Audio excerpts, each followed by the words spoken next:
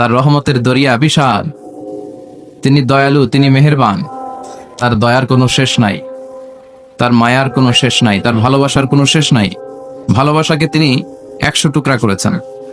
আল্লাহ তাআলা ভালোবাসা তৈরি করার পরে ভালোবাসাকে 100টা টুকরা করেছেন, করে নিজের মধ্যে 99 টুকরা ভালোবাসা তিনি জমিয়ে রেখেছেন, আর 1 টুকরা ভালোবাসা পৃথিবীর সবার মাঝে তিনি ঢেলে দিয়েছেন।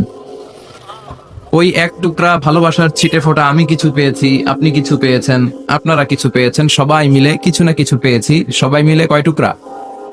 আওয়াজ করে বলেন, কয় টুকরা? আর নিজের কাছে তিনি রেখে দিয়েছেন জমা কয় টুকরা? 99 গুণ বেশি ভালোবাসার অধিকারী তিনি। তারপরে দেখবেন আমাদের মাঝেও কত ভালোবাসার উদাহরণ দেখা যায় বিশ্বব্যাপী, গোটা পৃথিবী ব্যাপী ভালোবাসার উপন্যাসের কোনো শেষ নেই। ভালোবাসা নিয়ে নির্মিত রচিত মুভি, ফিল্মের কোনো শেষ নেই।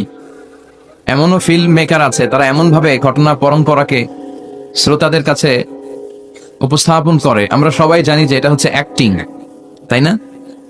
অ্যাক্টিং দেখেও আমরা কাঁদি। ভালোবাসার এরকম নমুনা তারা স্থাপন করে।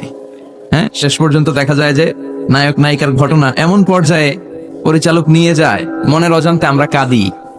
এই কষ্ট, এই দুঃখ, এই বিরহ দেখে আমরা কাঁদি, কিন্তু আমরা জানি যে it's an acting, it's not the real life. এটা বাস্তব জীবন নয়, এটা নাটক। টাকার বিনিময়ে ওনারা অভিনয় করে, এই অভিনয় দেখে আমরা কাঁদি। তার মানে ভালোবাসার কি উপমা পরিচালক সিনেমার মধ্যে সেট করেছে, ঠিক কিনা? আবার আইয়ুব বাচ্চু মরার আগে বলে গেছে, সব ভালো তুই একা বাসিস নে, একটু ভালোবাসতে দিস মোরে।